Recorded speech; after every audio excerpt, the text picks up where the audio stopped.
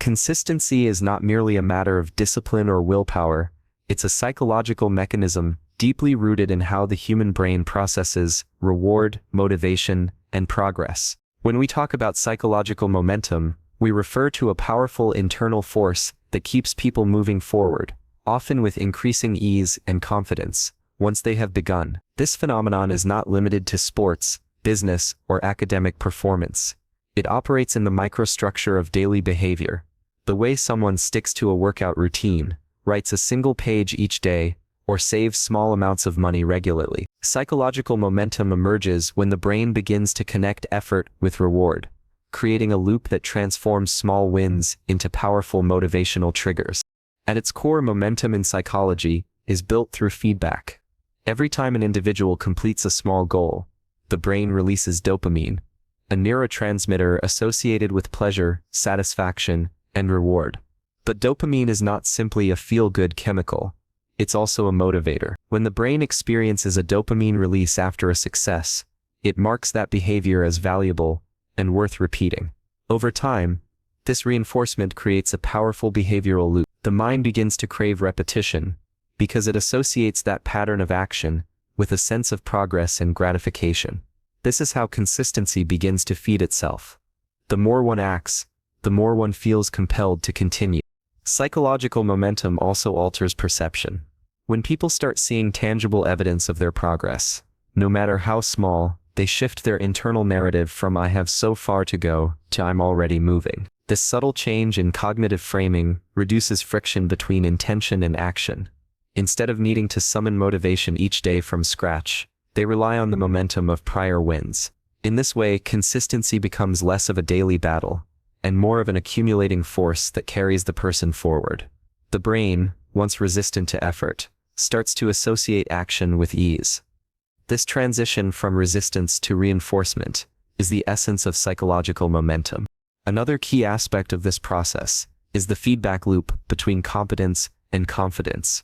As individuals accumulate tiny wins, they build evidence of their capability. The human brain is heavily influenced by self-efficacy, the belief in one's ability to produce desired results. According to Albert Bandura's research, people who believe in their competence are more likely to persist in the face of difficulty, take risks, and sustain their efforts over time.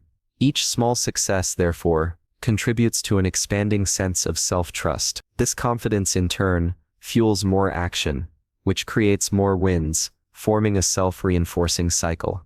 In psychological terms, this is called the efficacy feedback loop. Once established, it's extraordinarily powerful and can shift behavior patterns at both conscious and subconscious levels. Neuroscientifically, the prefrontal cortex, the part of the brain responsible for planning, decision-making, and self-control, plays a crucial role in sustaining momentum.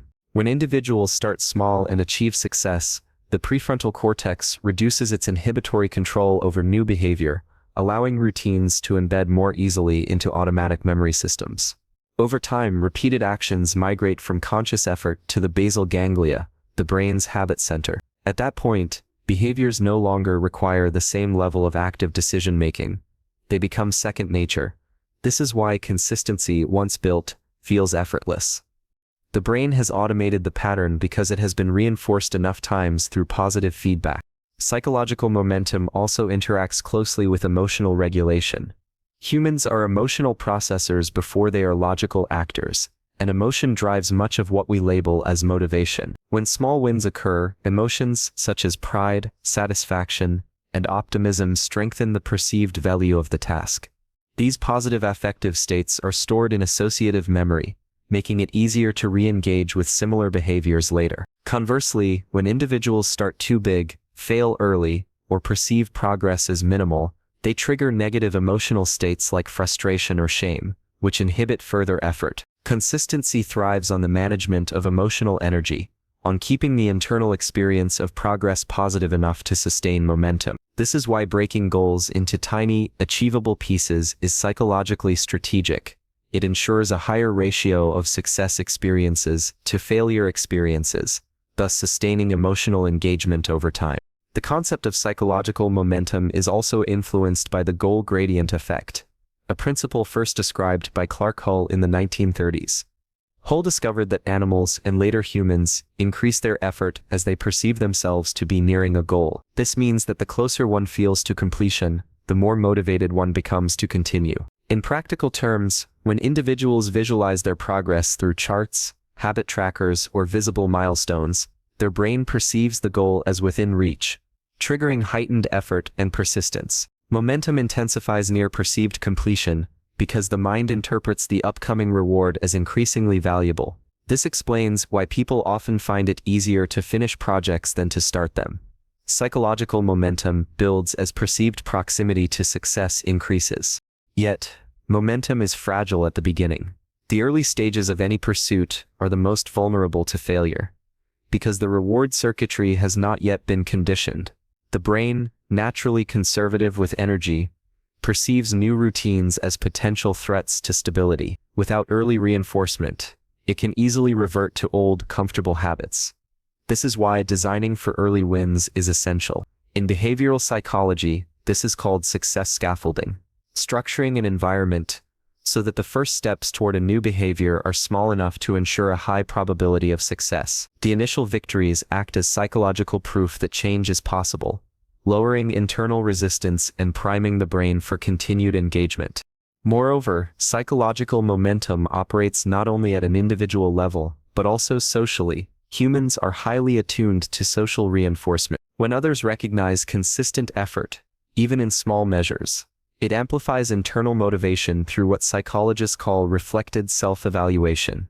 This means we often see ourselves through the eyes of others. Positive feedback from peers, colleagues, or communities creates an external mirror that validates our internal progress. Social acknowledgement thus compounds the effects of internal dopamine reinforcement. It is no coincidence that public accountability, such as sharing progress online or in a group, often increases consistency. The external observation strengthens internal momentum. The role of narrative cannot be understated in sustaining psychological momentum. The human mind constructs meaning through stories, not isolated facts. When an individual frames their journey as a continuous story of growth, each small win becomes a narrative chapter rather than a disconnected event. This storytelling mechanism allows the mind to integrate effort into identity. A single day of progress becomes part of a larger psychological arc, a demonstration of persistence, learning, and capability.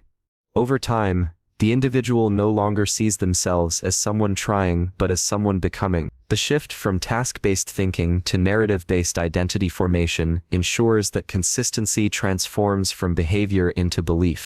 Furthermore, psychological momentum changes the way people perceive effort itself.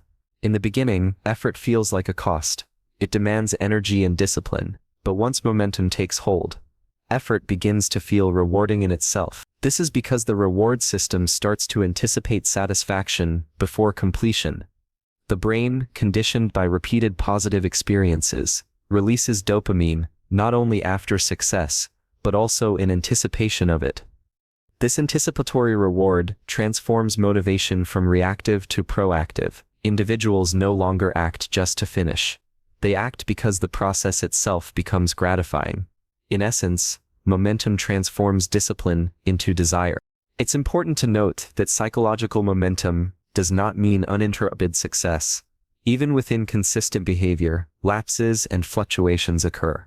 What defines strong momentum is not the absence of failure, but the speed of recovery. Momentum provides a kind of emotional buffer, a psychological inertia that resists backsliding.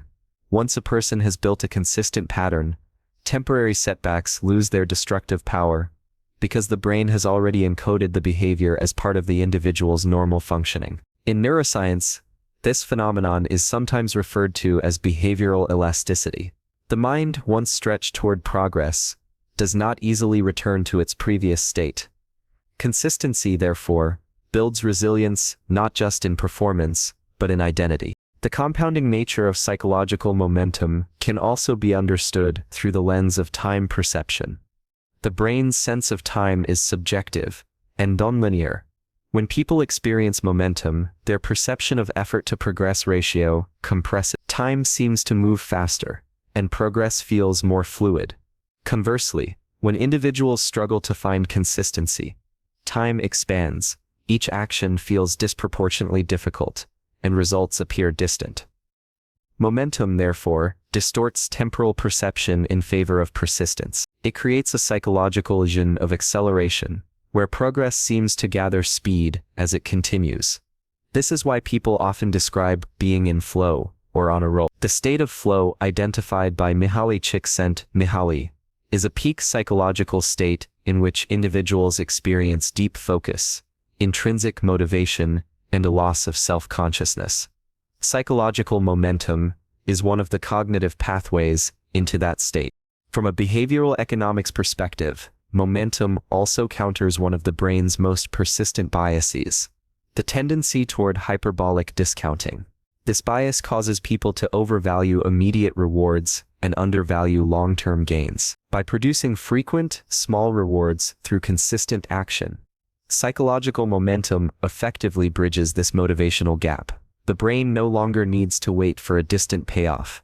It receives constant reinforcement along the way. Each tiny win reduces the psychological distance to the ultimate goal, making sustained effort more appealing than instant gratification. In this way, momentum reprograms the reward architecture of decision-making, aligning short-term satisfaction with long-term achievement. Environmental cues also play a significant role in maintaining psychological momentum. The human brain is highly context-sensitive. It associates behaviors with the physical and sensory environment in which they occur. Repeated actions performed in consistent settings strengthen associative links, making the initiation of behavior automatic. For instance, writing in the same space or exercising at the same time each day becomes a cue-driven routine rather than a decision-based one. This external consistency reinforces internal momentum by minimizing cognitive friction. The fewer decisions one has to make to act, the more mental energy remains available for performance rather than negotiation. Thus, momentum thrives in structured environments where cues are predictable and supportive. Another dimension of psychological momentum is its relationship to self-concept. As people accumulate consistent behaviors, their self-perception evolves from someone trying to change to someone who is consistent. This identity reinforcement has immense psychological power. The brain strives for congruence between belief and behavior. When someone begins to see themselves as a consistent person, they act accordingly to maintain that self-image. This is known as the self-perception effect. We infer our traits by observing our own actions. Therefore, every small act of consistency strengthens the internal identity of discipline, reliability, and competence. This identity, once solidified, becomes self-perpetuating. The person no longer relies solely on motivation, they act out of alignment with who they believe they are. In organizational psychology, momentum functions similarly at collective levels. Teams or groups that achieve early wins develop shared confidence, a form of collective efficacy. Success breeds a shared sense of capability, which fosters cooperation, resilience, and commitment to shared goals. This dynamic mirrors individual psychological momentum, scaled to a group context. The underlying mechanism remains the same. Repeated success leads to belief, belief fuels action, and action reinforces further success. Organizations that understand and intentionally design for small early wins can engineer long-term cultural momentum that sustains productivity and morale over time. Ultimately, psychological momentum transforms effort into identity, repetition into rhythm, and progress into propulsion. It demonstrates that consistency is not about intensity, but about continuity, about showing up enough times for the brain to learn that success is not a destination, but a habit of motion. Once established, this motion becomes self-fueling. The smallest steps, when repeated with psychological reinforcement, generate an unstoppable forward force that can reshape behavior, belief, and achievement at every level of human potential. The commitment consistency principle is one of the most enduring and influential concepts in psychology, particularly within the fields of behavioral science, persuasion, and human motivation. It describes a deeply ingrained human tendency to align one's actions with prior commitments in order to maintain a stable and coherent self-image. This principle operates beneath the surface of consciousness, driving countless everyday decisions, from keeping promises to completing personal goals, without individuals fully realizing how powerfully it governs their behavior. The desire to appear consistent, both to oneself and to others, is not merely a social convenience. It is a psychological necessity rooted in the architecture of identity and self-regulation. The origins of this principle are closely associated with cognitive dissonance theory. Developed by Leon Festinger in the 1950s, Festinger proposed that when people experience a conflict between their beliefs, attitudes, or behaviors, they feel psychological discomfort, a tension known as cognitive dissonance. To alleviate this discomfort, the mind seeks alignment, either by changing beliefs to fit behavior, or by adjusting behavior to fit beliefs. The commitment consistency principle operates within this framework. Once a person has committed to a particular belief or action, their subsequent decisions are influenced by the need to appear consistent with that initial choice. The avoidance of dissonance becomes a motivator in itself, pushing individuals to act in accordance with prior commitments, even when those commitments may no longer serve them logically. From a neurological standpoint, this tendency toward consistency is tied to the brain's predictive processing systems. The human mind is designed to minimize uncertainty.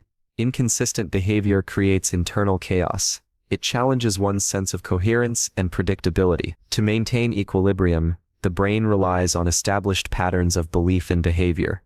These patterns form what psychologists call cognitive schemas, mental structures that help interpret and organize experiences. When actions deviate from established schemas, the brain interprets this as a form of cognitive error, triggering discomfort and anxiety.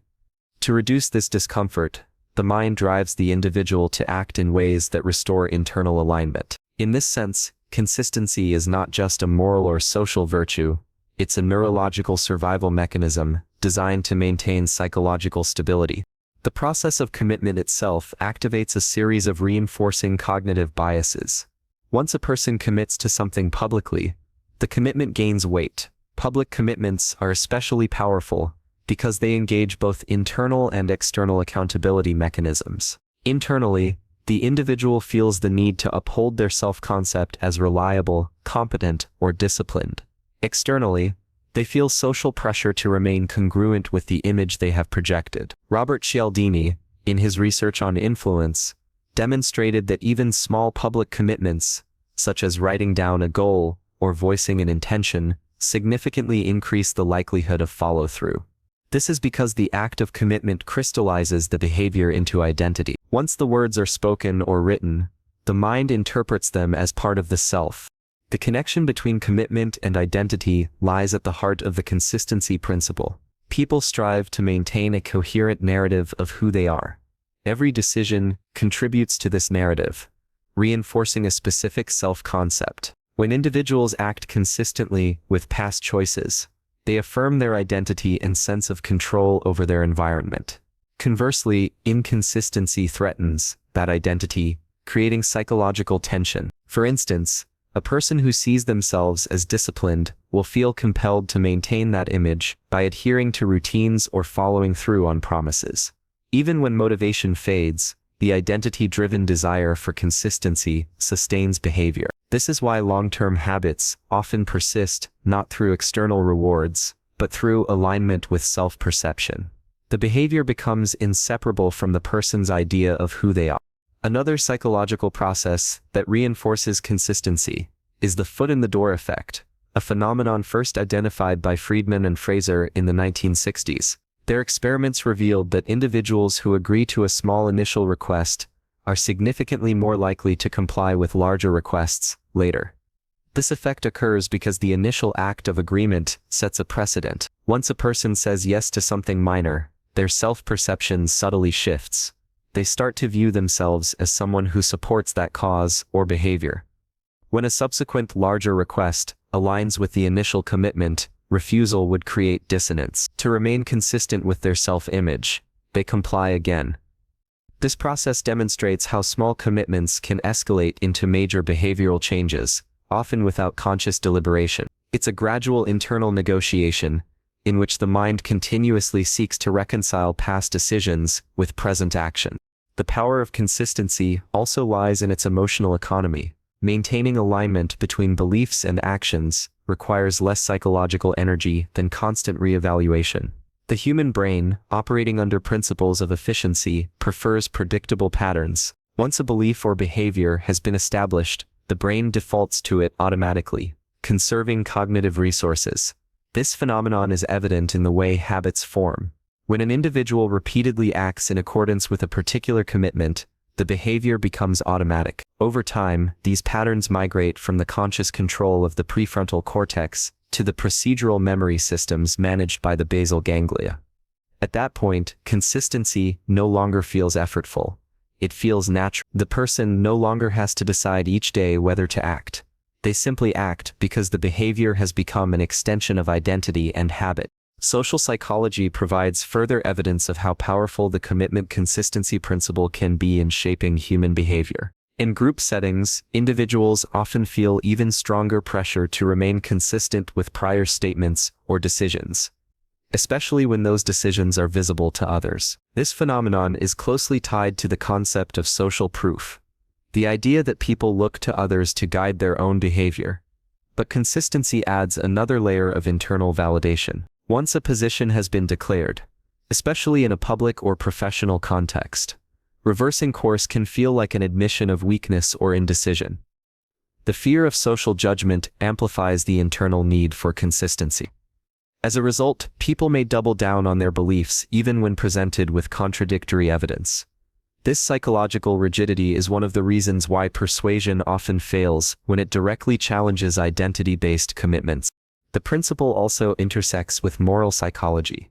Humans derive a sense of moral integrity from behaving consistently with their values. When actions align with moral beliefs, individuals experience what psychologists call moral coherence, a state associated with emotional satisfaction and self-respect.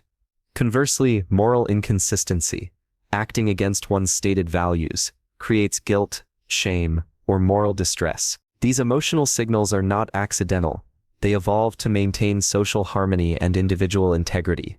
In this way, the consistency principle serves both personal and collective purposes. It reinforces internal coherence, while sustaining trust and predictability within social groups. A person who acts consistently with their values is perceived as trustworthy, dependable, and principled, traits essential for cooperation and cohesion in human societies. At the cognitive level, the principle of consistency interacts with confirmation bias, the tendency to seek, interpret, and remember information that confirms pre-existing beliefs. Once a person commits to a particular view, their attention becomes selectively attuned to evidence that supports it, while contradictory information is downplayed or ignored. This process reinforces the original commitment and strengthens belief rigidity. The mechanism is adaptive in some contexts, helping individuals maintain stability in a complex world, but it can also lead to closed-mindedness and resistance to change. The more publicly or emotionally invested a person is in a commitment, the harder it becomes to reverse course. This explains why even highly intelligent individuals can persist in flawed beliefs, despite overwhelming evidence to the contrary. Their need for psychological consistency outweighs the need for objective accuracy. From a behavioral design perspective, understanding the commitment consistency principle provides powerful insight into how to create lasting change.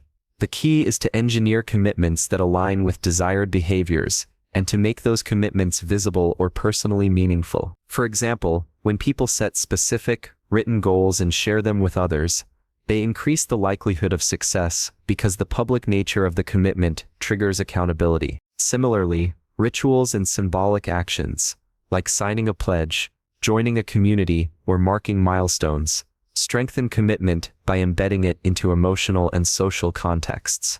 These mechanisms transform abstract intentions into concrete psychological contracts. Once those contracts are in place, consistency takes over, guiding behavior long after the initial motivation fades. In interpersonal influence, the principle is used consciously and ethically to encourage positive behavioral change.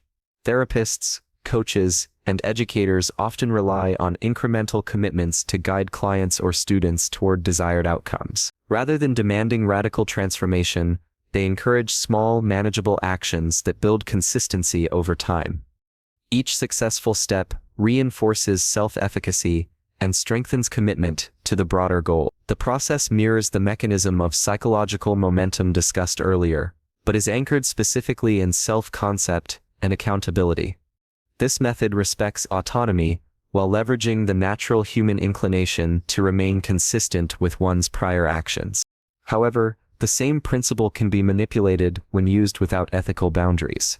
Marketers, political strategists, and propagandists have long exploited consistency to shape behavior. By securing small initial commitments, such as signing a petition, liking a post, or making a trivial purchase, they activate the psychological machinery of consistency, which can later be used to elicit larger actions or beliefs. Once a person identifies with a particular stance or group, their future choices are filtered through that identity, often without critical reflection. This manipulation works precisely because consistency feels authentic.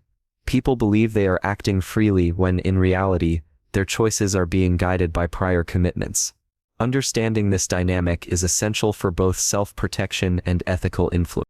The emotional component of consistency also plays a significant role in persistence. When individuals experience setbacks or challenges, the memory of their prior commitment can serve as an emotional anchor. Instead of giving up, they feel compelled to continue because stopping would contradict the narrative they've built about themselves. This is particularly evident in long-term pursuits, such as education, fitness, or entrepreneurship, where immediate rewards are minimal and delayed gratification is high. In these cases, the strength of commitment often determines endurance. The deeper the identity connection, the stronger the internal pressure to persevere. The person does not simply continue for the sake of progress. They continue because quitting would represent a psychological fracture, a betrayal of self.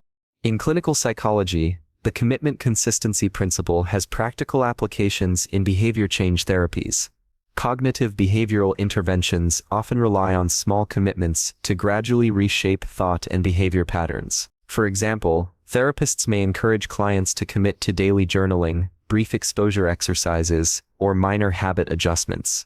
These micro-commitments accumulate, altering the client's self-perception from someone struggling to someone improving. Once that identity shift occurs, consistency drives further progress. The mind, seeking coherence, reinforces the new identity through behavior. Over time, the individual internalizes these small consistent acts as part of who they are rather than as external tasks to be completed. The principle also manifests strongly in moral development and social responsibility. When individuals make ethical or altruistic commitments, such as pledging to volunteer or reduce their environmental footprint, they are more likely to follow through when those commitments are explicit and personally tied to their sense of morality. Public declarations of ethical values strengthen adherence because they merge moral identity with behavioral consistency. Even when such commitments demand sacrifice, the internal drive for alignment between self-image and action sustains the effort. This dynamic explains why social movements often rely on collective pledges and public affirmations. They transform abstract moral principles into tangible psychological commitments. In the domain of personal growth, understanding and applying the commitment consistency principle offers a powerful tool for self-mastery. The key lies in deliberate self-commitment, consciously aligning intentions with identity and reinforcing them through consistent action. Instead of relying on transient motivation, individuals can anchor change in the psychological architecture of consistency. By framing each small step as a reaffirmation of who they are, they create a self-reinforcing cycle of growth. Each act becomes evidence of identity, and each piece of evidence strengthens the drive for further alignment. This interplay between commitment and consistency transforms behavior from obligation into expression, from decision into character. The concept of tiny wins, as cognitive anchors, rests at the intersection of behavioral psychology, neuroscience, and motivational science. It explores how small, achievable victories serve as powerful psychological stabilizers that not only initiate progress, but sustain it over time. In a culture that glorifies monumental breakthroughs and rapid transformation, the science of incremental success offers a quieter, more enduring truth. The human brain does not thrive on grand gestures. It thrives on manageable victories that provide consistent feedback and reinforcement. Tiny wins act as cognitive anchors because they ground the mind in tangible evidence of progress, thereby reducing psychological friction and creating a stable foundation for long-term change. At its core, this principle draws from the human need for cognitive closure and reward-based reinforcement. The brain seeks completion and clarity. When faced with large, complex goals, it perceives uncertainty and ambiguity, triggering avoidance responses rooted in the limbic system. This is the brain's protective mechanism against potential failure and wasted effort. However, when a goal is broken down into smaller, achievable parts, the perceived threat diminishes. Each completed step activates the brain's reward circuitry, particularly the release of dopamine in the nucleus accumbens, which reinforces the sense of competence and control. This neurochemical response transforms what was once daunting into something manageable, setting the stage for consistency and long-term engagement.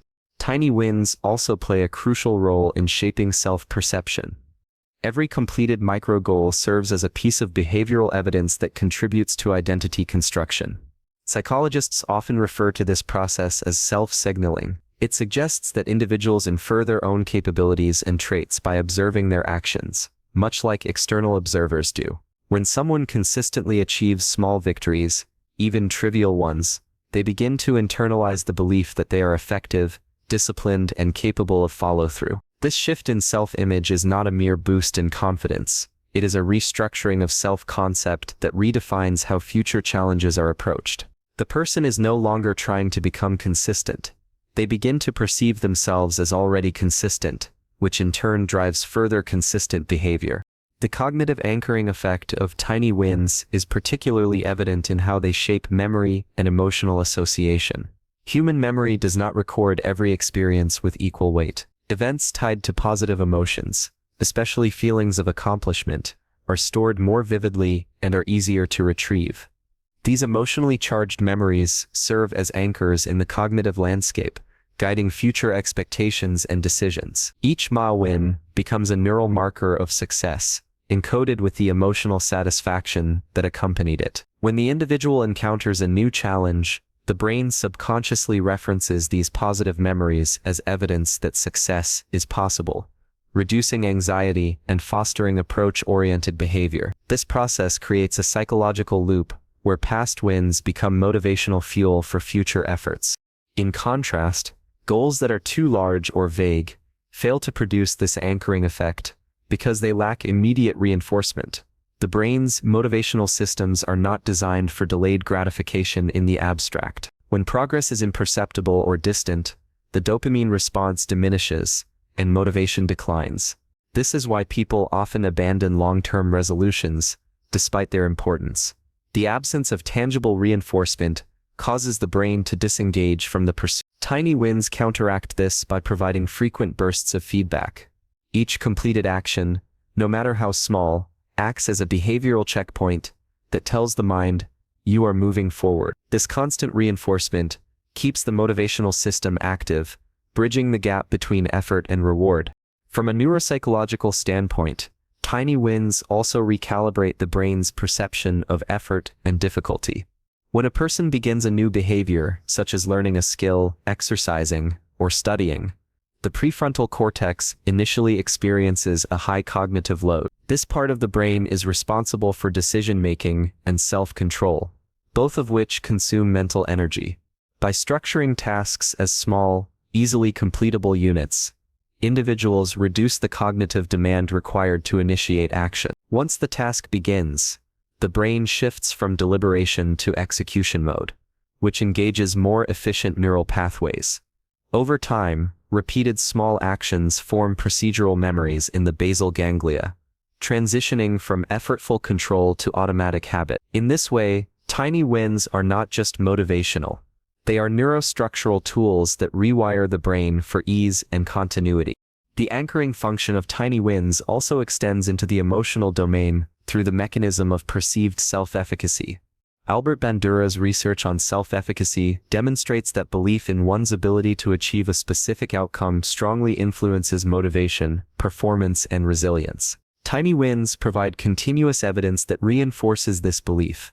Each success confirms the individual's capacity to act effectively within their environment, building a sense of control that counteracts helplessness and procrastination. When challenges arise, the person who has accumulated small wins is psychologically equipped to face them with confidence, because their past performance serves as emotional proof of competence. In contrast, those who rely solely on large, infrequent victories often experience emotional volatility, swinging between exhilaration and discouragement depending on the immediate outcome.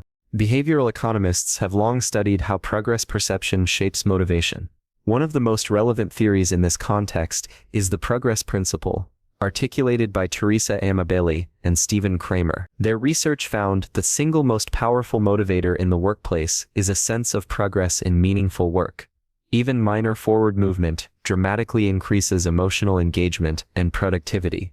Tiny wins embody this principle in action. They create visible proof of advancement, allowing the individual to experience the satisfaction of progress without needing to wait for major milestones. This sense of incremental movement is what sustains long-term projects, preventing the psychological fatigue that often results from delayed gratification. In addition to reinforcing motivation, tiny wins provide a psychological buffer against perfectionism and failure anxiety.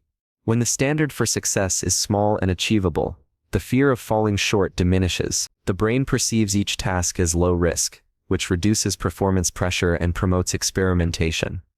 This relaxed state activates the parasympathetic nervous system, allowing for better focus, creativity, and problem solving. In contrast, when goals are too ambitious, the sympathetic nervous system dominates, triggering stress responses such as cortisol release and narrowing of attention. By scaling down objectives into micro-achievements, individuals create a neurobiological environment conducive to sustained effort and learning. Tiny wins thus become both a motivational and emotional regulation strategy, fostering psychological safety in the process of growth. The concept of cognitive anchoring also relates to the principle of salience in cognitive psychology, the idea that what is most noticeable in our mental environment shapes attention and decision-making. Tiny wins are powerful because they create salient markers of success that stand out in the mind's landscape. Each small completion serves as a reference point that reaffirms direction and purpose. These anchors prevent the diffusion of effort that occurs when attention drifts or when the goal seems too far away. They give structure to an otherwise amorphous process, breaking long-term change into concrete experiences of progress. This structure is essential because the brain's motivational systems thrive on clarity. Without it, individuals become susceptible to cognitive overload and indecision, both of which erode consistency. In therapeutic and coaching settings, practitioners often harness the power of tiny wins through structured behavioral interventions. Techniques such as behavior chaining, habit stacking, and micro-goal setting are all grounded in this principle. Behavior chaining involves linking small, simple actions together to build complex routines gradually. Each link in the chain provides a mini success that reinforces the overall pattern. Habit stacking, a concept popularized by behavioral researchers, involves attaching new behaviors to existing habits to leverage established neural pathways. For example, someone might decide to do 10 push-ups after brushing their teeth. The act of brushing becomes a cue, and completing the push-ups becomes a small win that strengthens self-discipline. Over time, these methods create a network of interconnected anchors that stabilize behavior across multiple domains of life. The anchoring effect also plays a crucial role in resilience and recovery. When people experience setbacks or failures, their capacity to rebound often depends on whether they can access evidence of past success. Tiny wins serve as reservoirs of psychological capital, stored memories of competence and achievement that can be drawn upon during difficult periods. This reservoir provides emotional grounding and prevents catastrophic thinking. Instead of interpreting failure as a total collapse, individuals with a history of small victories perceive it as a temporary deviation within an otherwise successful trajectory. This cognitive reframing preserves motivation and promotes adaptive persistence. The mind, anchored in past success, refuses to define identity by isolated failures. Moreover, tiny wins reshape how people experience time in relation to progress.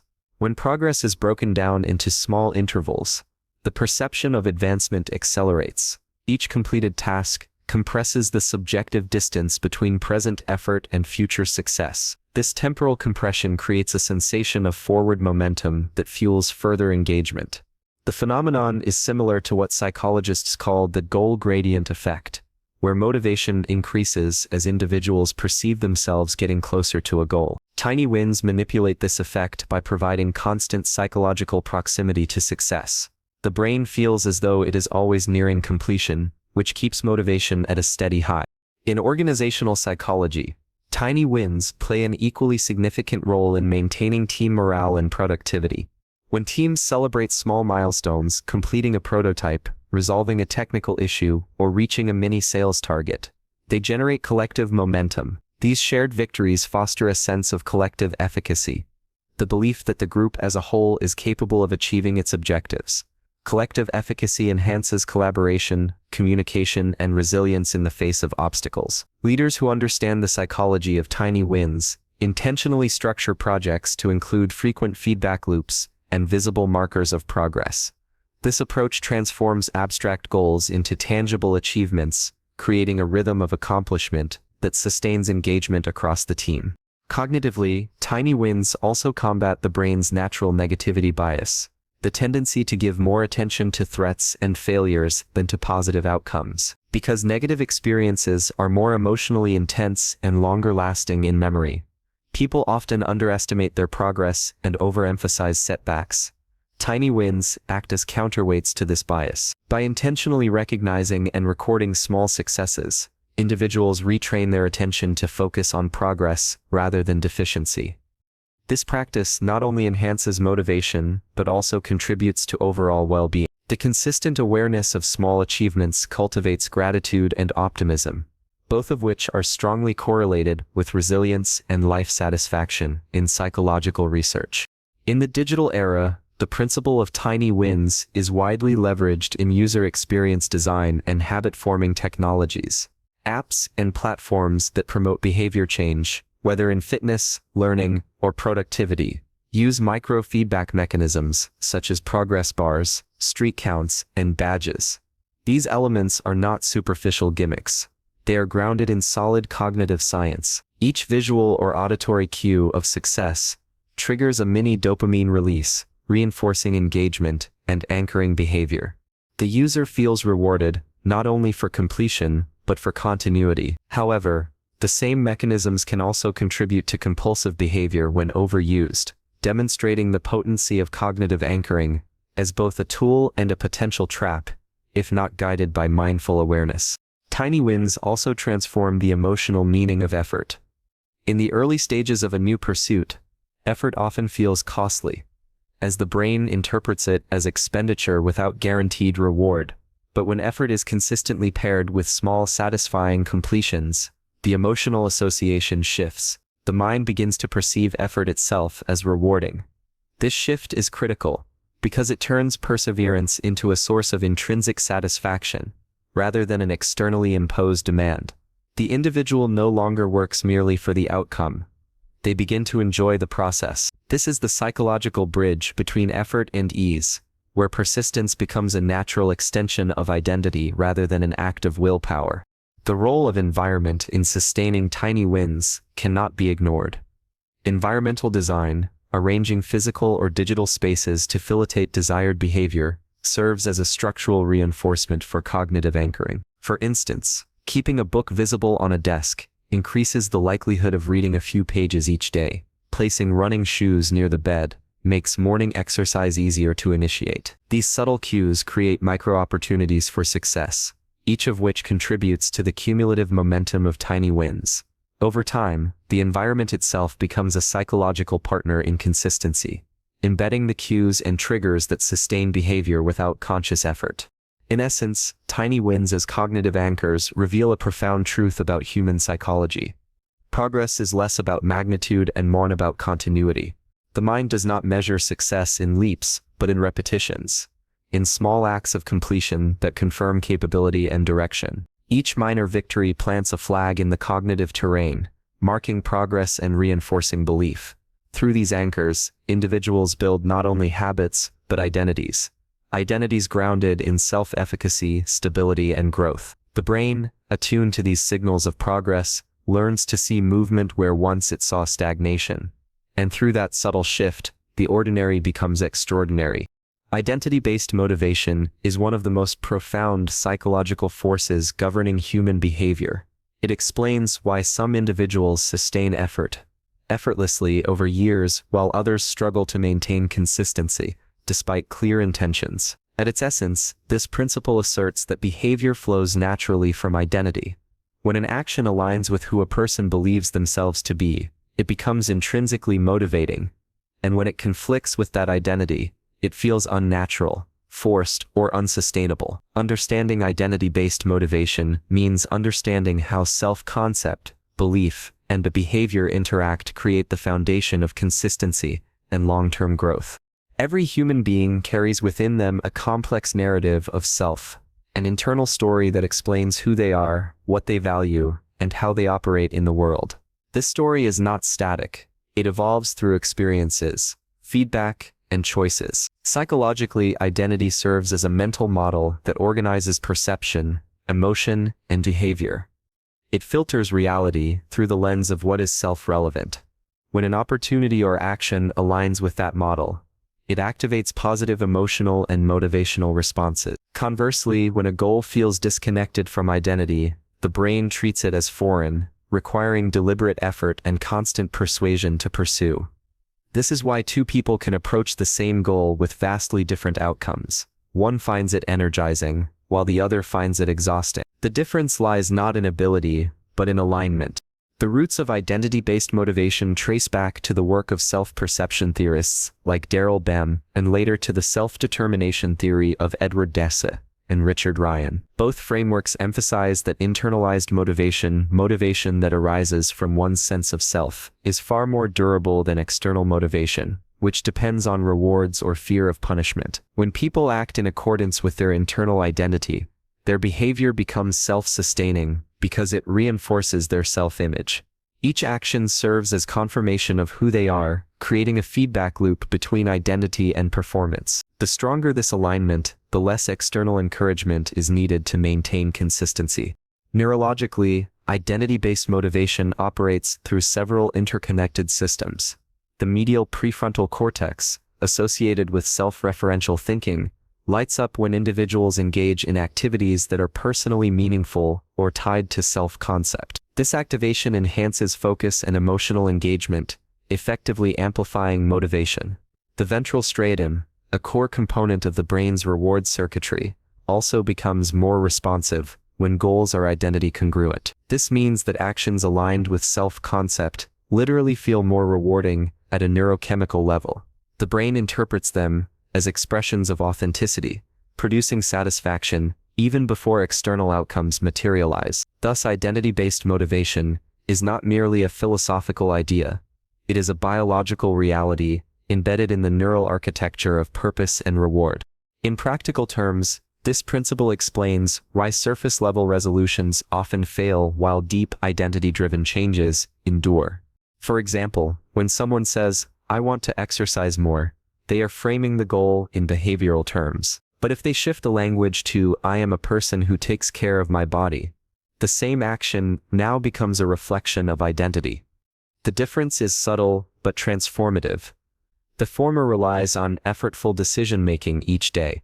The latter relies on self-consistency. Since people are inherently motivated to act in ways that confirm their self-image, identity-based framing turns desired behavior into a natural extension of self rather than an external obligation. This psychological reframing converts discipline into expression, making consistency far easier to sustain.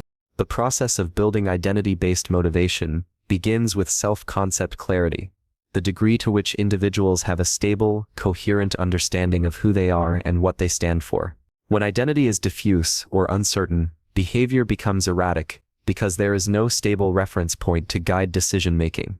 Conversely, a clear sense of self creates behavioral coherence. Individuals with strong self-concept clarity make decisions faster, recover from setbacks more easily, and exhibit greater persistence. They do not need to constantly negotiate their actions, because their identity serves as an internal compass. This clarity reduces cognitive load and emotional friction, allowing energy to flow directly into consistent action. However, identity is not formed in isolation. It is constructed through social interaction and environmental feedback. From early development, individuals internalize cues from parents, peers, culture, and institutions about what types of behaviors and values are acceptable or admirable. These messages shape the stories people tell about themselves, stories that later influence every aspect of motivation. For instance, if a person grows up in an environment that praises curiosity and perseverance, they are more likely to adopt an identity as a learner or a problem solver. Such an identity naturally fuels behaviors like studying, experimenting, and seeking challenges. In contrast, environments that associate worth with performance requirements rather than intrinsic values may produce fragile identities that collapse under failure. This distinction underscores the importance of nurturing identity-based motivation through supportive, value-driven contexts, rather than conditional reinforcement. One of the defining features of identity-based motivation is its resistance to short-term fluctuations. External motivation is inherently unstable. It rises and falls with circumstances, incentives, or moods. Identity-driven behavior, on the other hand, is anchored in self-definition, which provides continuity across changing situations. When a student identifies as a dedicated learner or an athlete identifies as disciplined, they are more likely to persist even when external rewards vanish or difficulties increase. This internal stability creates what psychologists call motivational resilience, the capacity to stay consistent despite variability in emotional state or external environment. Such resilience is what distinguishes those who maintain long-term success from those who rely solely on bursts of enthusiasm. Identity also shapes how individuals interpret effort and difficulty. When a person perceives effort as evidence of alignment with their identity, they experience it as meaningful rather than burdensome. Carol Dweck's research on mindset illustrates this dynamic clearly. People with a growth mindset, those who see themselves as learners capable of development, interpret challenges as opportunities to express their core identity. In contrast, those with a fixed mindset, who see their abilities as static, interpret difficulty as a threat to identity. The same experience of struggle can either reinforce motivation or erode it, depending on the underlying self-concept. Identity-based motivation transforms struggle into affirmation. I'm the kind of person who keeps going, rather than, this means I'm failing. This reframing preserves consistency, even in the presence of setbacks. The emotional component of identity-based motivation cannot be overstated. Emotions serve as the signaling system of alignment, enlightenment, self, and behavior. When actions match identity, the emotional response is one of satisfaction, pride, or calm. When actions diverge from identity, emotions like guilt, frustration, or shame emerge. These emotions are not inherently negative. They function as psychological feedback, prompting individuals to realign their behavior with self-concept. Over time, this emotional calibration creates behavioral precision. People learn to trust their affective signals as guides toward authenticity. Consistency then becomes not an act of restraint, but an act of emotional congruence, the natural desire to feel like oneself. Cognitive psychology provides another lens for understanding how identity guides motivation. The concept of cognitive consonance suggests that the human mind strives for harmony between thoughts, beliefs, and actions. When behaviors align with identity, the mind experiences cognitive harmony, reinforcing feelings of stability and self-control. When misalignment occurs, cognitive dissonance arises, a state of internal conflict that the brain seeks to resolve. To reduce this dissonance, individuals either adjust their behavior to match their identity, or less frequently, alter their identity to rationalize their actions. This dynamic underscores why identity-based motivation is so potent. It harnesses the mind's natural desire for internal coherence, ensuring that consistent behavior feels psychologically necessary rather than optional. Cultural psychology extends this understanding by showing how collective identities also shape individual motivation. People often define themselves not only through personal traits, but through their belonging to groups, professions, or communities. A teacher who identifies with the mission of education, a nurse who identifies with caregiving, or an artist who identifies with creative expression all derive motivation from these collective identities. These affiliations provide meaning beyond personal achievement. They connect the individual's behavior to a larger narrative of purpose. This connection magnifies motivation because it satisfies the innate human need for significance and contribution. When individuals feel that their identity-linked behavior serves something greater than themselves, consistency becomes both personally fulfilling and socially reinforced. Identity-based motivation also explains why certain habits endure effortlessly, while others require constant self-discipline. Habits tied to identity are self-reinforcing. For instance, a person who sees themselves as a writer does not need to rely solely on productivity hacks to write regularly. Writing is not an external task, it is an expression of who they are. Similarly, someone who identifies as healthy naturally gravitates toward nutritious choices and physical activity because these behaviors confirm their self-concept. The act of consistency becomes a form of self-expression, not self-denial. In contrast, when behavior conflicts with identity, such as when someone who identifies as lazy or undisciplined tries to adopt structured habits, each action triggers internal resistance. The behavior feels incongruent, and the mind unconsciously seeks to restore identity coherence by abandoning the new pattern. This is why sustainable change requires identity transformation before behavioral optimization. The transformation of identity itself is a gradual process that involves repeated exposure to self-confirming evidence. Each consistent action serves as a vote for a new self-concept. Over time, the accumulation of these behavioral votes shifts identity from aspiration to embodiment. For example, a person who initially says, "I'm trying to become more organized," might eventually start saying, "I am an organized person," once enough evidence supports that belief. The language shift signals an internal reorganization. Psychologically, the person no longer needs to convince themselves. They have integrated the behavior into their self-schema. This process underscores the interdependence of identity and consistency. One shapes and sustains the other in a continuous feedback loop. The environmental dimension of identity-based motivation is equally significant. Context acts as both a mirror and a mold for identity. Surroundings filled with cues that reinforce one's desired identity make consistent behavior easier. A musician surrounded by instruments, a reader surrounded by books, or a minimalist surrounded by simplicity experiences fewer psychological contradictions between self-concept and environment. Conversely, environments that contradict identity create dissonance and require constant self-regulation to maintain behavior. This is why intentional design of one's environment, physical, social, and digital, is essential for sustaining identity-driven motivation. The environment acts as an externalized form of self, continuously reflecting and reinforcing who the person believes themselves to be. Emotionally, identity-based motivation fulfills one of the deepest psychological needs, the need for authenticity. Acting in harmony with one's identity produces a sense of integrity that transcends external validation. Authentic behavior feels effortless because it does not demand emotional pretense or cognitive justification. This authenticity generates psychological energy, whereas acting out of alignment drains it. In motivational psychology, this phenomenon is described as self-concordance, the degree to which goals align with core values and identity. High self-concordance predicts persistence, satisfaction, and well-being because it harmonizes internal and external realities. The individual experiences a state of inner alignment where effort becomes meaningfully connected to purpose.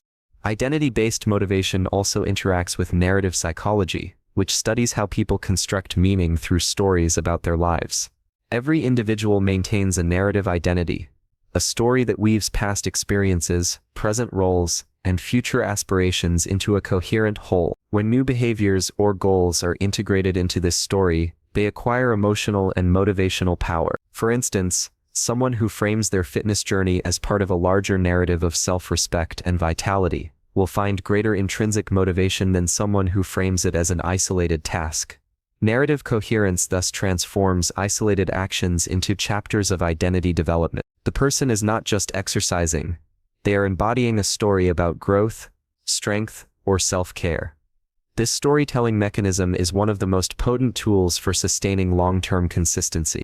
At the collective level, identity-based motivation also explains why communities and movements exert such powerful influence on behavior.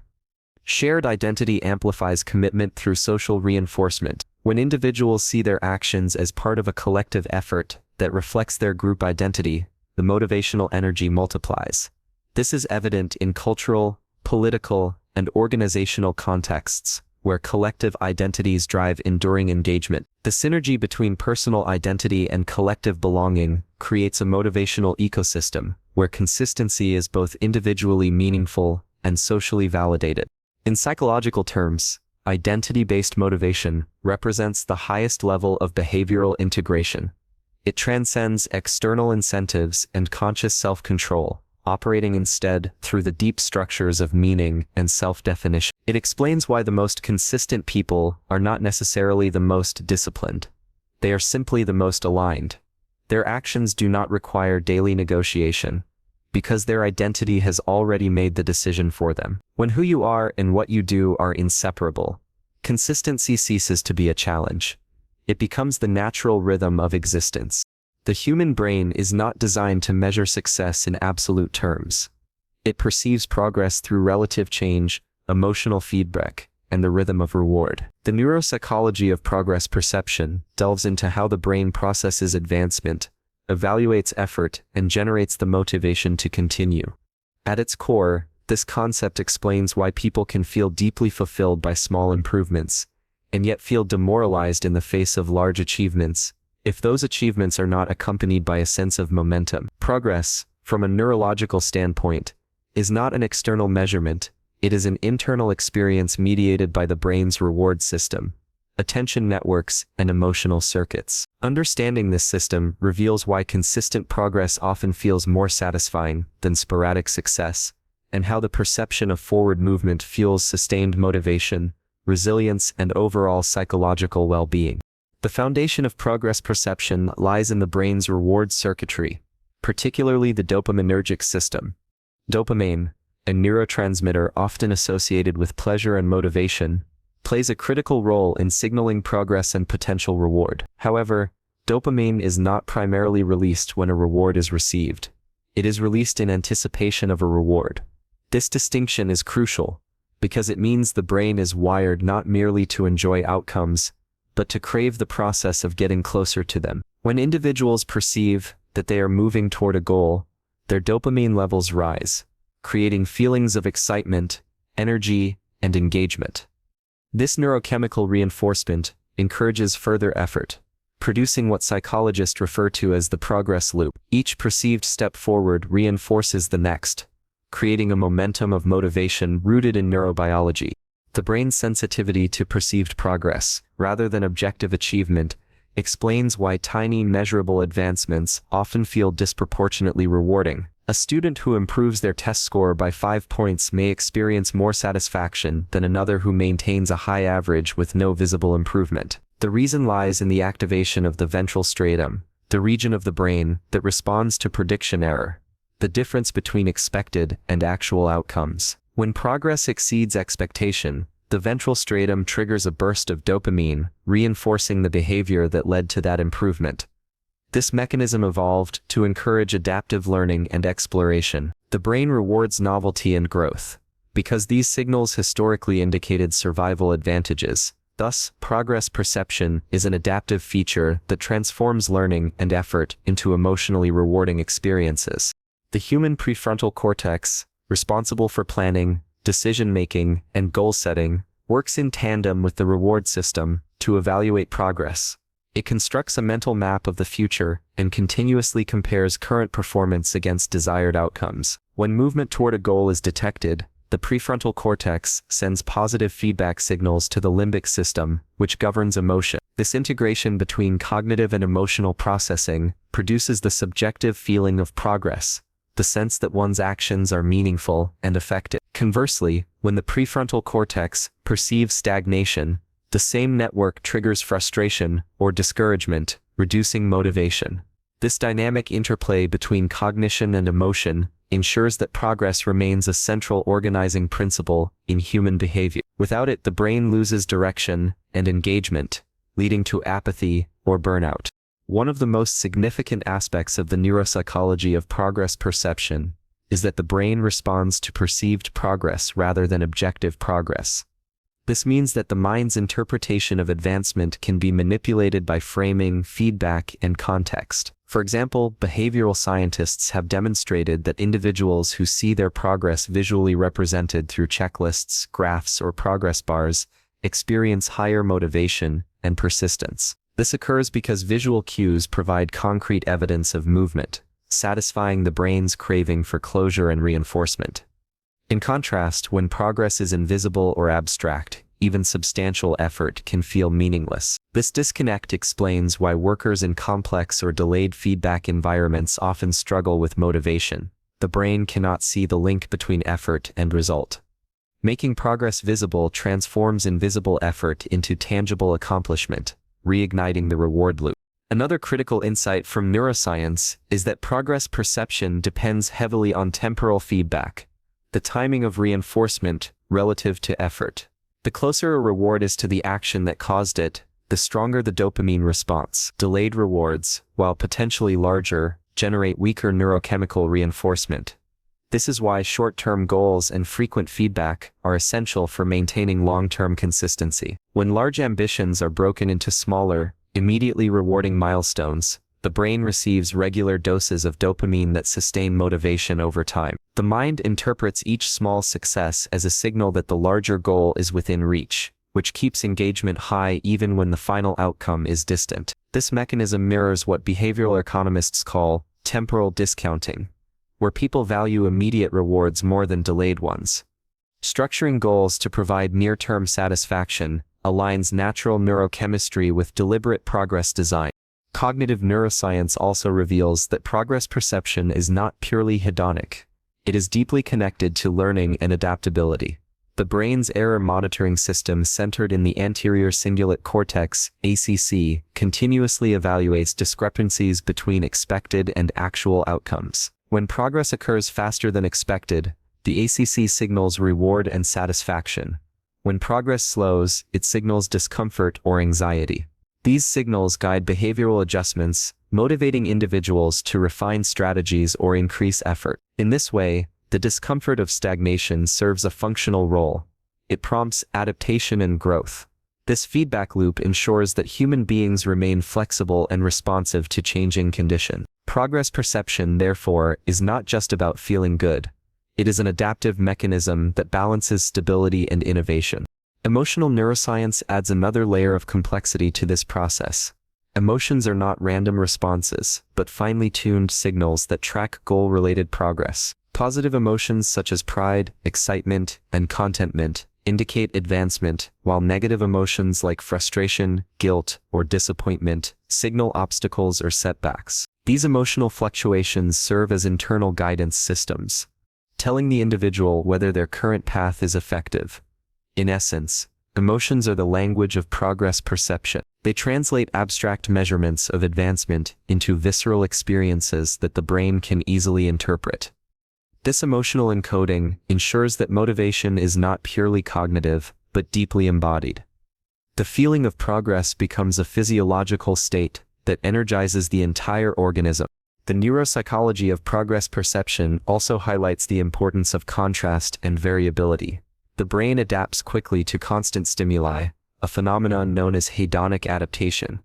When progress is steady but predictable, dopamine responses diminish over time, and motivation declines. To maintain engagement, the brain needs variation in challenge and reward. This is why games, learning systems, and even well-designed workplaces incorporate varying levels of difficulty and feedback.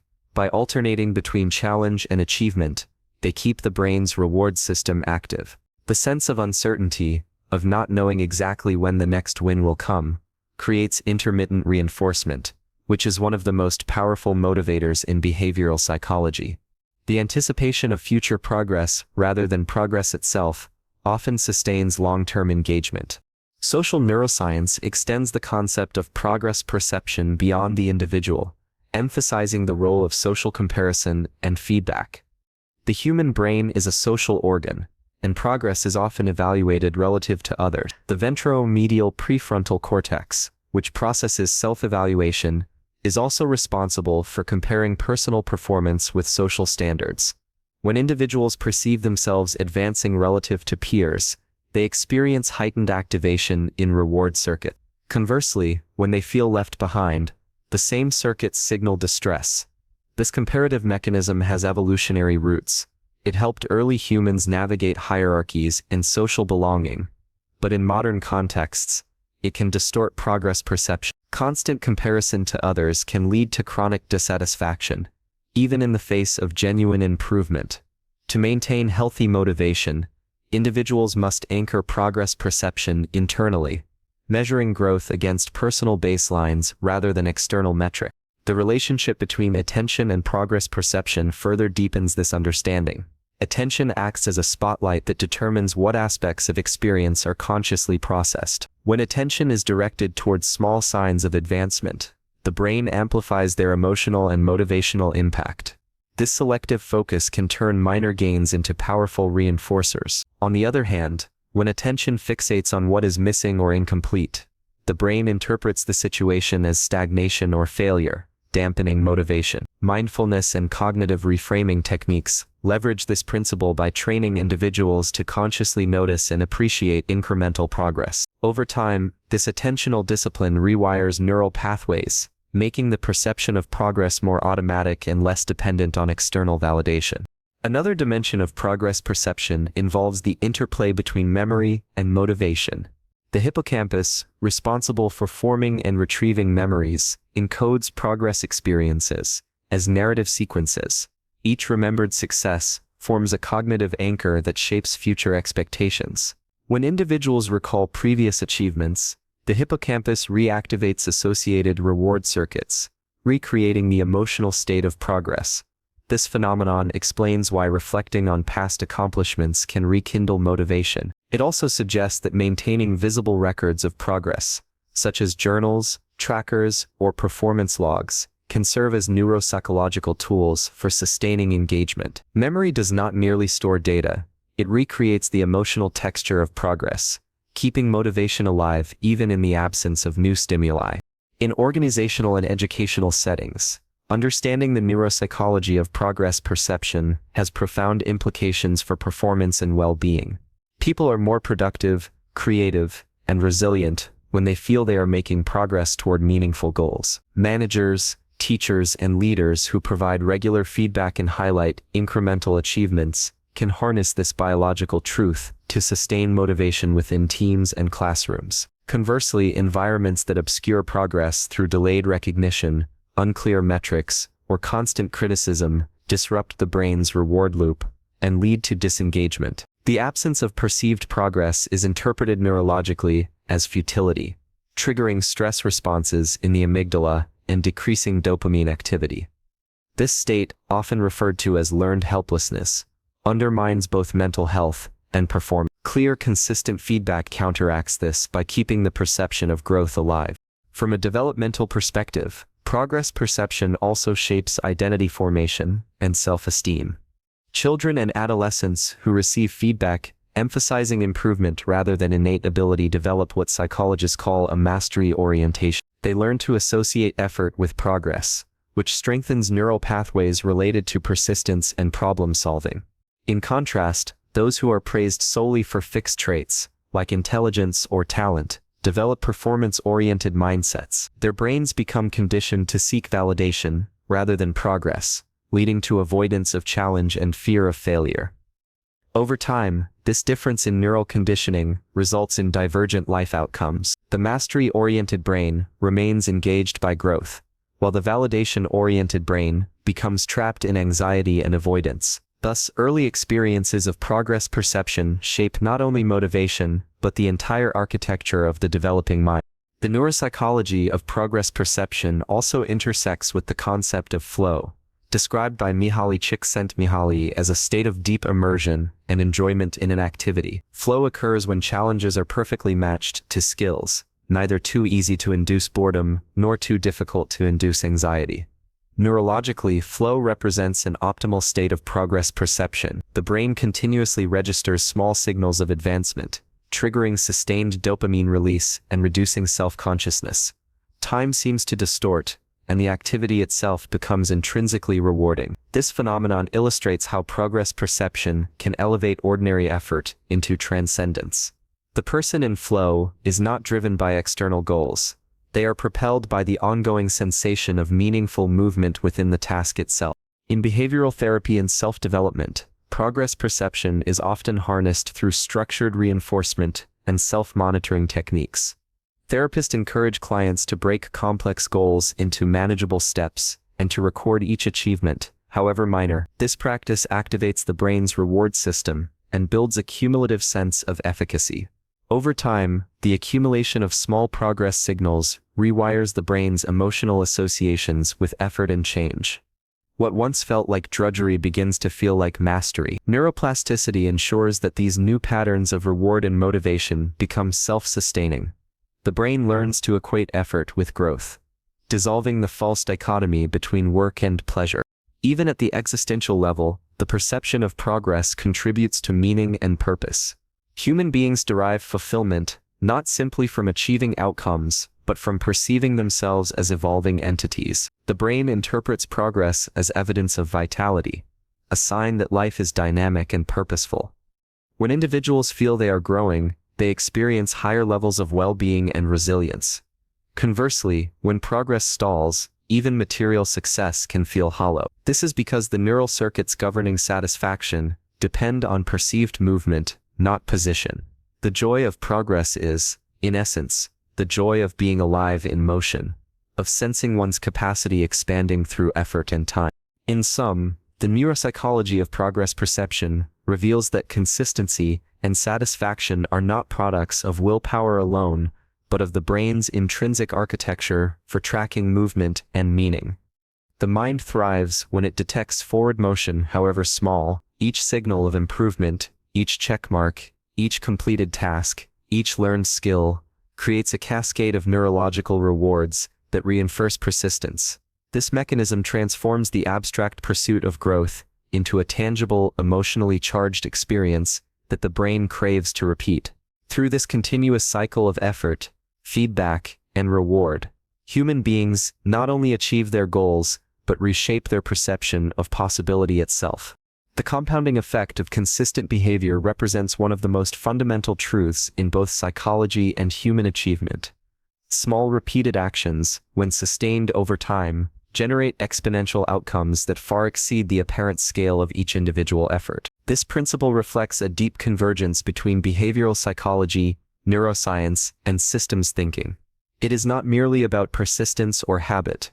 It is about the cumulative transformation that occurs when the brain, body, and environment synchronize through repetition. The power of compounding lies in how consistency reshapes the architecture of thought, rewires neural circuits, and constructs long-term adaptive advantages that seem invisible in the moment, but monumental in retrospect. To understand this effect fully, one must examine how the mind interprets repetition, how behavior becomes automatic, and how small increments of progress ultimately redefine capability and identity. At its core, the compounding effect begins with the principle of accumulation. Every behavior, no matter how small, leaves a psychological and neurological trace. These traces are not isolated events. They are incremental reinforcements that gradually strengthen neural pathways through a process known as Hebbian learning, often summarized as neurons that fire together, wire together. When an individual engages repeatedly in a specific action, such as practicing gratitude, writing daily, or exercising regularly, the neurons associated with that behavior increase their connectivity. Over time, the efficiency of these neural circuits improves, requiring less energy to activate. What begins as deliberate effort slowly transforms into instinct. This neuroplastic adaptation is the biological foundation of the compounding effect. The brain rewards consistency, not through sudden breakthroughs, but through the quiet, cumulative reinforcement of ease.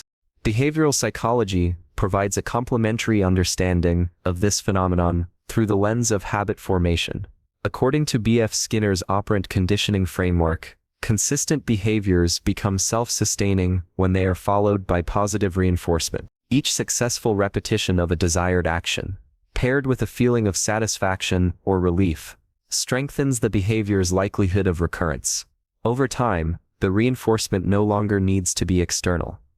The act itself becomes rewarding. This transition marks the shift from extrinsic motivation to intrinsic motivation.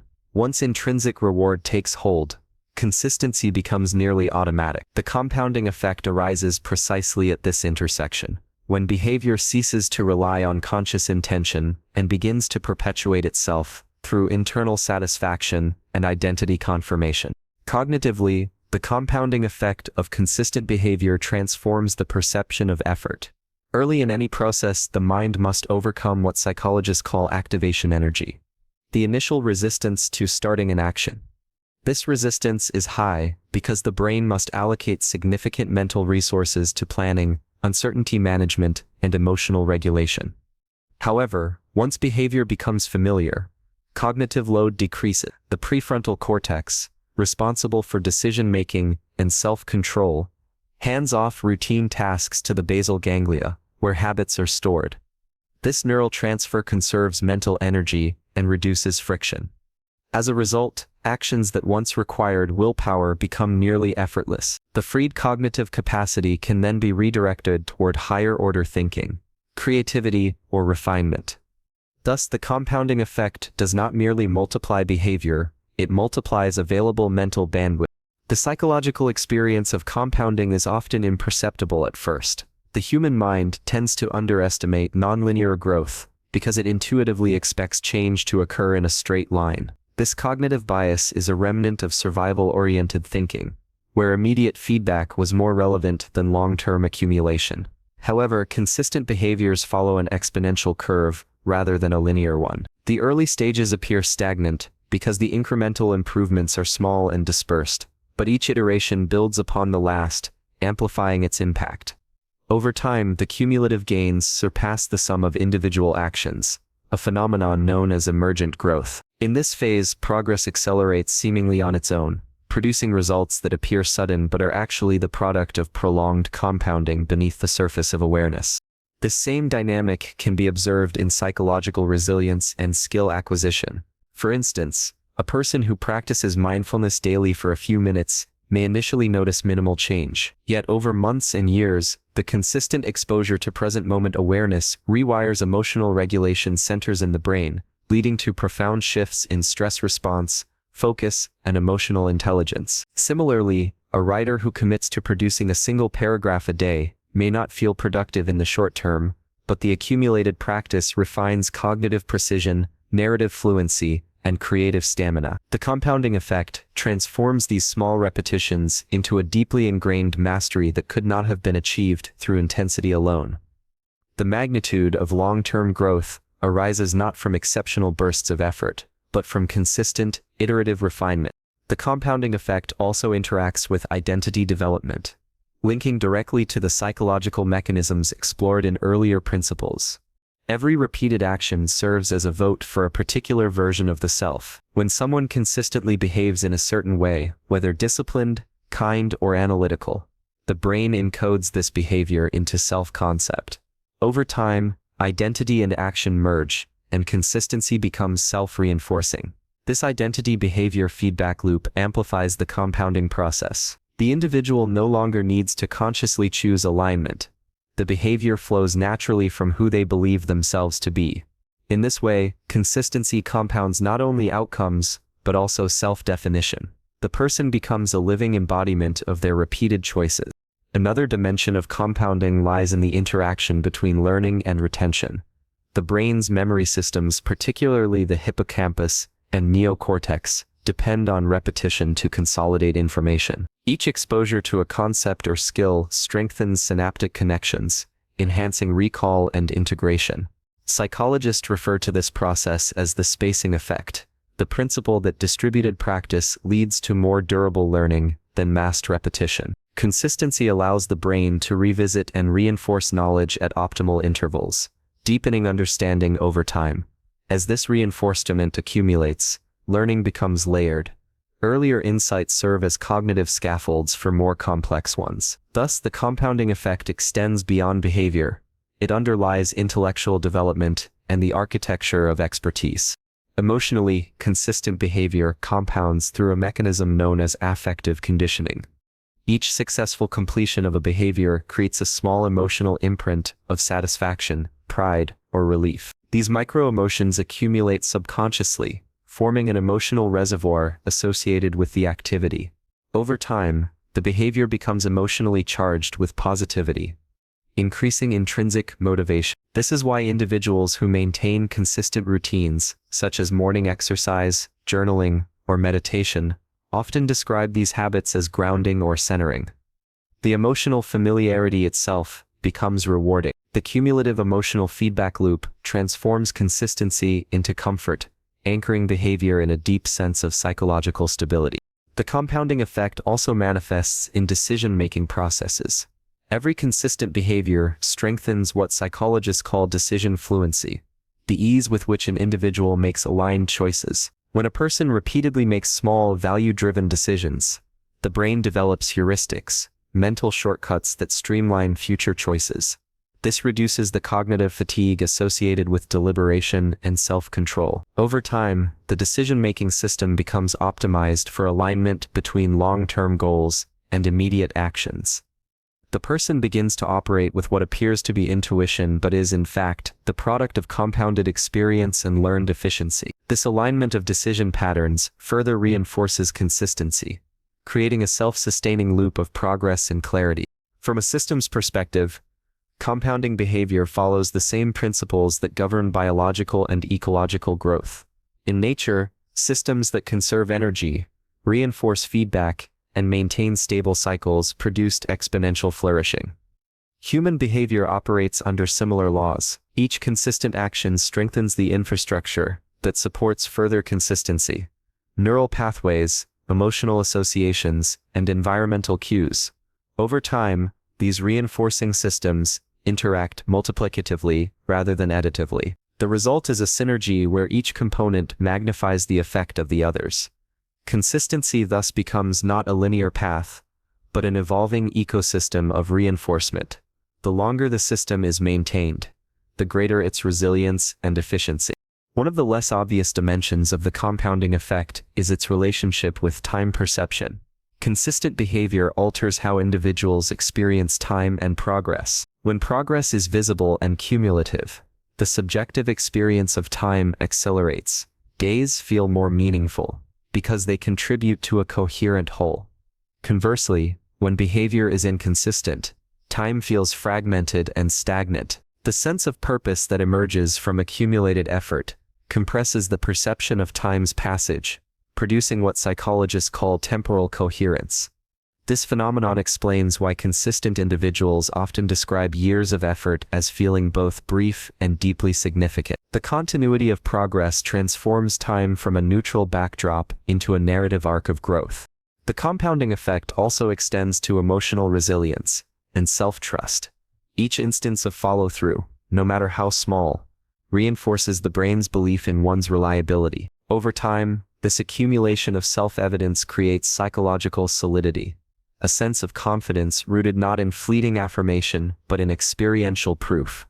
This form of self-trust is remarkably durable because it is built through repetition rather than rhetoric. It becomes a neural memory of reliability, a stored pattern of success that the mind can reference during doubt or adversity. In this sense, consistency compounds not only external results but also internal certainty. The individual learns, through lived experience, that effort leads to progress and progress leads to growth. In the domain of emotional regulation, compounding consistency creates long-term equilibrium by conditioning the brain's stress response systems. The regular repetition of behaviors associated with stability, such as breathing exercises, reflection, or structured routines, modulates the activity of the amygdala and strengthens the prefrontal cortex's inhibitory control. Over time, this neural conditioning reduces the volatility of emotional reactions, promoting composure under stress. The emotional steadiness that results from consistent practice compounds into resilience. This explains why individuals who maintain structured habits during times of uncertainty often recover more quickly from psychological strain. Their consistency provides both a behavioral anchor and a neurological buffer against chaos. Cultural psychology and organizational science further illustrate how compounding operates at collective scales.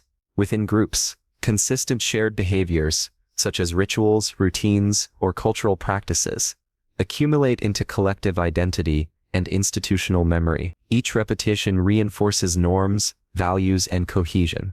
Over years or generations, these compounded behaviors create organizational cultures and social legacies that persist long after their originators are gone. In this way, the compounding effect extends beyond individual psychology to shape civilizations. The behaviors that societies choose to repeat, whether generosity, innovation, or Kolthik, determine the trajectory of collective evolution. Consistency thus becomes a cultural force, encoding shared patterns into social DNA. The compounding effect is equally evident in skill mastery and creative innovation.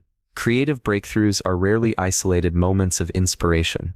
They are the emergent outcome of consistent engagement with a craft. Each attempt, even those that appear trivial or flawed, adds informational residue to the brain's associative networks. This accumulation of experience increases the probability of novel connections and insights, a process known in cognitive science as combinatorial creativity. Over time, the quantity of exposure and experimentation compounds into qualitative transformation. What once required conscious effort becomes intuitive artistry. The compounding of creative consistency is what turns practice into genius. Economically and behaviorally, compounding follows similar mathematical principles to compound interest. Small, regular investments of time, energy, or focus yield exponential returns when sustained. The critical variable is duration. Inconsistency disrupts the growth curve, forcing progress to reset. This temporal dependency explains why patience is integral to the compounding effect. The brain itself requires time to solidify neural changes. Premature evaluation interrupts this consolidation. Consistency must therefore be viewed not as repetition for its own sake, but as a long-term strategy that allows complexity to build beneath the surface. The unseen accumulation of small efforts eventually manifests as sudden transformation, the so-called tipping point of behavioral mastery. The compounding effect also interacts with the emotional system through what psychologists call affective forecasting, the brain's ability to predict future emotional states based on current actions. When individuals act consistently, the brain learns to associate their present behavior with reliable emotional outcomes, such as satisfaction or stability. This predictive accuracy enhances confidence and reduces anxiety about the future. Over time, consistent behavior compounds into emotional predictability, which itself becomes a form of psychological wealth.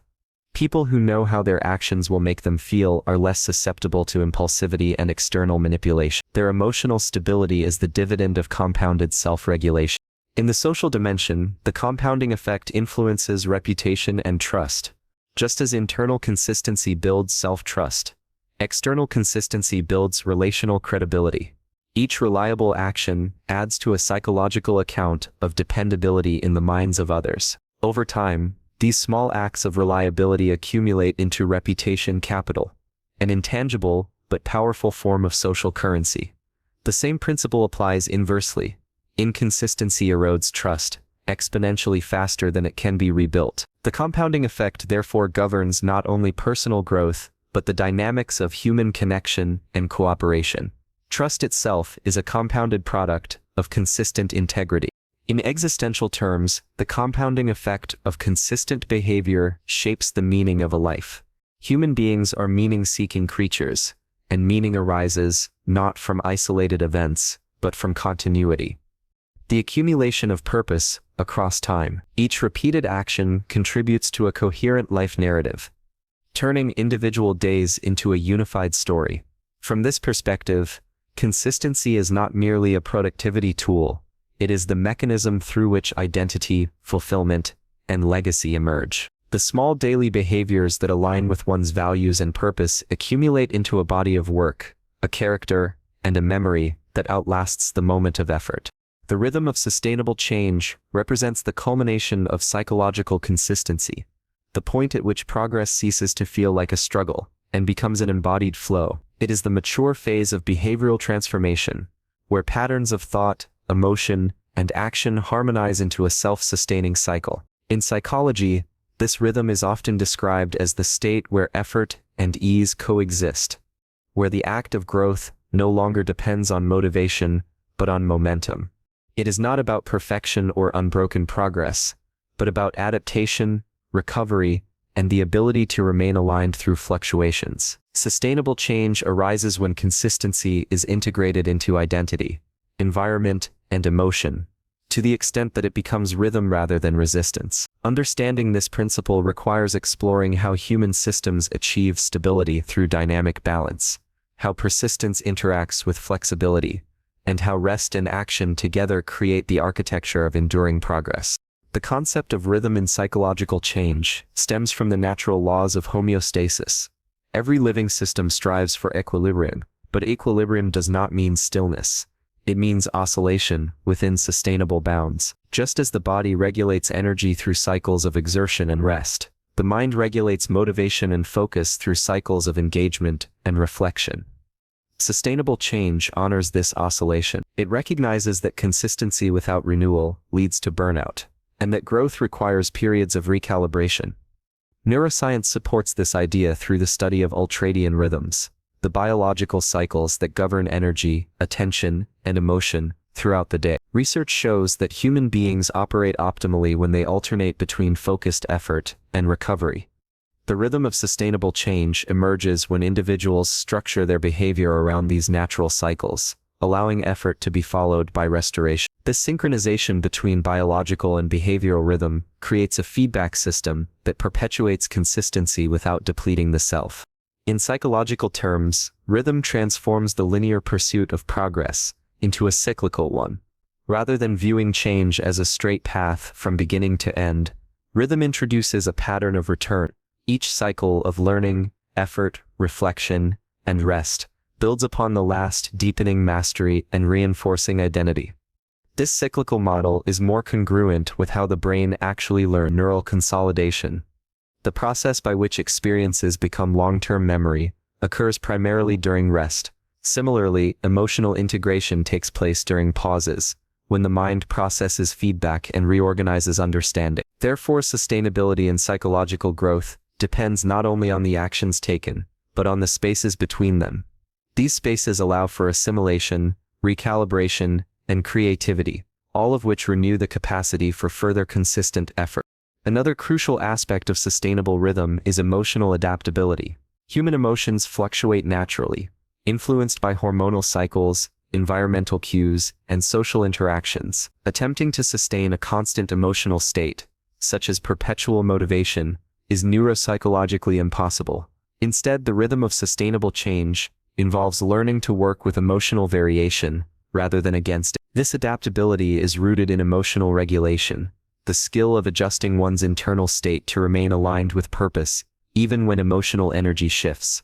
People who develop this capacity do not depend on fleeting emotional highs to stay consistent. They recognize that low energy or uncertain phases are not failures, but integral parts of the growth cycle. By integrating emotional awareness into rhythm, they maintain engagement without over-identifying with transient feelings. Cognitively, rhythm also manifests in the alternation between focus and diffusion.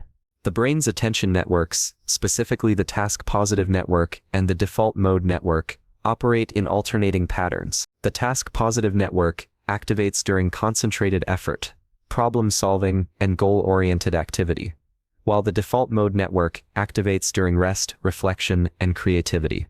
Sustainable progress relies on the healthy oscillation between these two systems. When individuals remain in perpetual focus mode, they exhaust cognitive resources and inhibit creativity.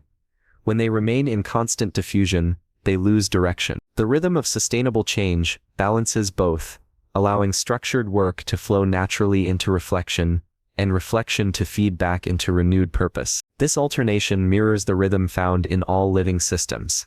The pulse of breath, the contraction and expansion of the heart, the rise and fall of waves, each representing a dynamic equilibrium that sustains vitality. Social and environmental factors also play a vital role in maintaining this rhythm. The human nervous system is profoundly influenced by context. Consistency is not sustained in isolation, but through resonance with supportive environments and relationships. Social neuroscience demonstrates that the brain's mirror neuron system allows individuals to absorb and reflect the emotional states of those around them. Being surrounded by people who embody rhythm, those who balance discipline with compassion, focus with flexibility, creates psychological entrainment. The brain synchronizes with the behavioral tempo of its social environment. This is why sustainable change often requires reconfiguring one's surroundings to align with new patterns, curating communities, spaces, and routines that reinforce equilibrium rather than chaos. Environment and rhythm are inseparable. The external world shapes the cadence of internal behavior. Sustainable change also depends on redefining progress itself.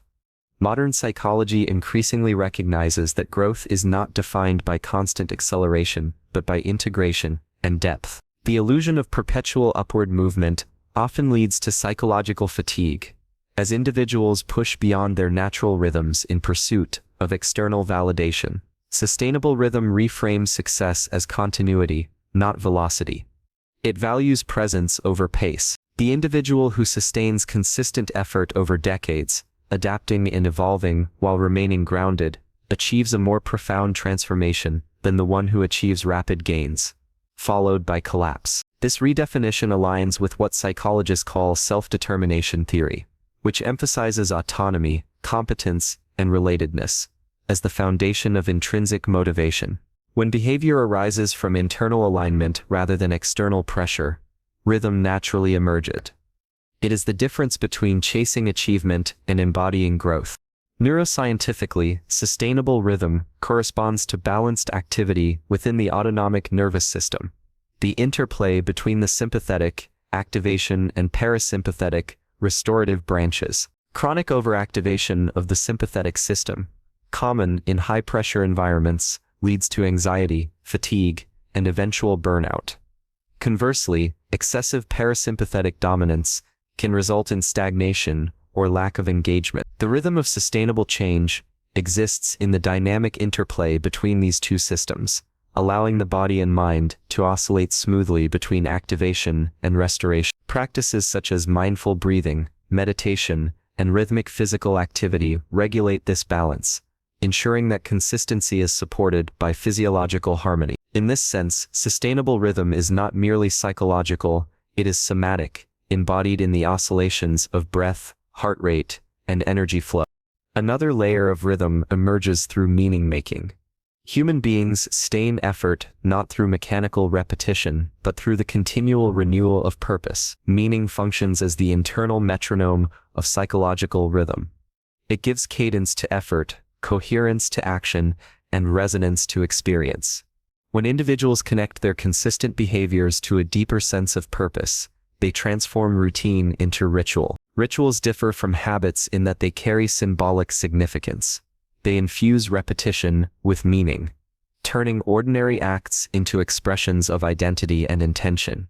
This transformation is crucial for sustainability because meaning provides emotional nourishment that pure discipline cannot. When purpose and pattern align, behavior becomes not a burden but a reflection of belonging to oneself, to others, or to something greater. Cultural and spiritual psychology also emphasize the role of rhythm as a bridge between personal development and collective continuity. Throughout history, human societies have encoded rhythm into their daily practices, through music, ceremony, storytelling, and shared labor. These communal rhythms reinforce both individual and collective consistency, embedding meaning into repetition. In modern life, many of these rituals have eroded, leaving individuals to construct rhythm in isolation. Reintroducing rhythm through mindful routines, creative practices, or community engagement restores the psychological synchronization that our biology and culture evolved to need. When people live rhythmically, their lives acquire a sense of coherence that transcends circumstance. The daily patterns of action, rest, reflection, and renewal form a psychological pulse, a living cadence that sustains both performance and peace. Psychologically, rhythm also protects against the volatility of perfectionism. Perfectionism disrupts rhythm by imposing rigid standards that ignore natural fluctuation. Sustainable change, by contrast, embraces imperfection as part of the flow. The rhythm of consistency allows for variation. Days of high performance, followed by days of rest, moments of clarity interwoven with uncertainty. By accepting imperfection as integral to rhythm, individuals maintain continuity without self-recrimination. This acceptance stabilizes motivation because it removes the all-or-nothing mindset that leads to burnout. Progress becomes a dance rather than a race, a pattern of approach and retreat that strengthens endurance over time.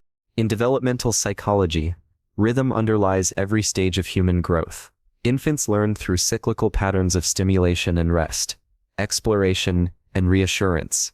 Adults follow similar patterns of learning and consolidation throughout life. Even creativity operates rhythmically. Periods of inspiration alternate with incubation. The same principle governs mastery in any domain. The artist, scientist, or athlete who sustains excellence over decades learns to respect their internal tempo. They work intensely when energy peaks and retreat strategically when it wanes. This adaptive modulation creates longevity. It also produces depth, as each cycle of effort and reflection adds nuance and texture to skill. The rhythm of sustainable change, therefore, is not only about endurance, but about evolution. The capacity to deepen understanding through repetition across time. From a philosophical standpoint, rhythm reflects the nature of consciousness itself. Awareness is not static. It pulses, expands, and contracts. To live rhythmically is to align with this natural oscillation rather than resist it. It is to recognize that progress unfolds in waves, not straight lines. The moments of pause, doubt, or rest are not interruptions, but integral parts of the process. Sustainable change acknowledges this rhythm and adapts accordingly. The individual who learns to trust this pattern transcends the anxiety of stagnation. They understand that every cycle of retreat precedes renewal. Every plateau conceals preparation for growth. This awareness transforms consistency from a mechanical routine into a living, breathing art. When viewed through the lens of neuroscience, psychology, and philosophy, the rhythm of sustainable change emerges as both a science and a poetry of progress. It embodies the fusion of structure and spontaneity, will and surrender, discipline and grace. The compounding of small consistent actions creates the foundation, but rhythm gives it life. Without rhythm, consistency becomes rigidity. Without consistency, rhythm dissolves into chaos. The harmony of both is what allows human beings to evolve, not in bursts of ambition, but in enduring cycles of expansion and integration. This is the rhythm through which meaning is maintained, energy renewed, and growth made continuous. The psychology of consistency is not about unbroken motion. It is about orchestrated continuity, the deliberate synchronization of mind, body, and purpose into a cohesive pattern of living. Each of the preceding principles converges into a singular truth, that small actions, when performed with awareness and alignment, generate transformations that extend far beyond their immediate scope. Consistency, commitment, identity, and rhythm together form the invisible architecture of human potential. Within this structure, the compounding effect of effort intertwines with the emotional intelligence of self-awareness, producing stability amid change. This synthesis of repetition and reflection allows human beings to shape not only habits, but entire identities through the steady movement of intention over time. From a neurological standpoint, the mind does not distinguish between small progress and grand success. It responds instead to the frequency of reinforcement, the rhythm of perceived progress. This means that every micro-victory contributes to the wiring of optimism and resilience. Over time, these neural imprints become the substrate of a person's worldview. The individual begins to perceive themselves not as someone struggling toward change, but as someone already in motion. The psychological identity of progress replaces the static identity of intention. It is through this subtle shift that consistency evolves from a behavioral tactic into a philosophical stance, an ongoing commitment to becoming rather than achieving. In the broader human narrative, the psychology of consistency represents an antidote to the cultural fixation on immediacy.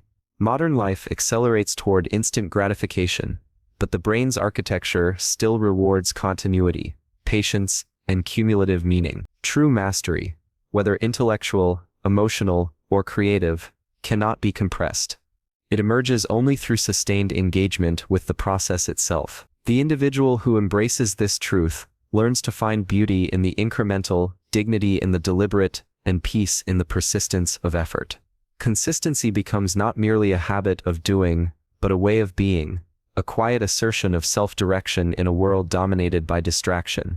Sustainable consistency ultimately reconnects the individual with their temporal and existential depth. Through the steady repetition of meaningful acts, people carve grooves of intention into the fabric of time. Each small step, though inconspicuous, participates in the larger story of who they are becoming. The mind, through its love of continuity, transforms effort into identity, identity into rhythm, and rhythm into purpose. The compounding force of these patterns extends beyond personal growth. It influences relationships, work, creativity, and culture. Consistency becomes the invisible hand that sculpts civilization, one disciplined mind at a time.